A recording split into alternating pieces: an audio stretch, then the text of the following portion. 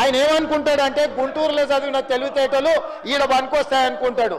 అధ్యక్ష, ఇంగ్లీష్ అనేది నాలెడ్జ్ కాదు.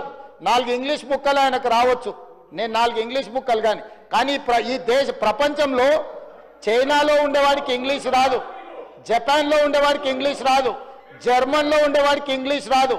కానీ ఈరోజు చైనా, జపాన్, జర్మన్ ప్రపంచాన్ని శాసిస్తుంది అధ్యక్ష. 4 ఇంగ్లీష్ ముక్కలు వస్తే ఒకవేళ హోటల్లో పనిచేయడానికి, ఆర్డర్స్ తీసుకోవడానికి పనికొస్తుండొచ్చు అధ్యక్ష. బట్ట షాప్లో బట్టల మనికి పనికొస్తుండొచ్చు. గుంటూరులో చదివిన తెలివితేటలన్నీ మా దగ్గర వచ్చి చూపించొద్దు అధ్యక్ష. మేము గవర్నమెంట్ స్కూల్లో చదివి వచ్చినాం, మేము గుంటూరులో చదవలే. మా తెలుగు మీడియం అధ్యక్ష, తెలుగు మీడియము గ్రామీణ ప్రాంతాలలో గవర్నమెంట్ స్కూల్లో చదువుకొని వచ్చినాం అధ్యక్ష. మేము గుంటూరులో పోయి చదువుకొని రాలే, ఆ తర్వాత పూనా పోలే, ఆ తర్వాత విదేశాలు తిరగనిక పోలే. మేము ఇక్కడనే పుట్టినాం, ఇక్కడనే పెరిగినాం, ఇక్కడనే చదువుకున్నాం. లోకల్ పరిజ్ఞానంతో పనిచేస్తున్నాం అధ్యక్ష.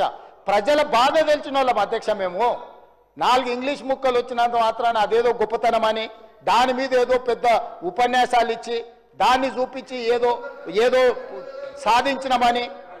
కాబట్టి ప్రపంచంలో అత్యధికంగా ప్రపంచాన్ని శాసిస్తున్నది చైనా, జపాన్, జర్మన్.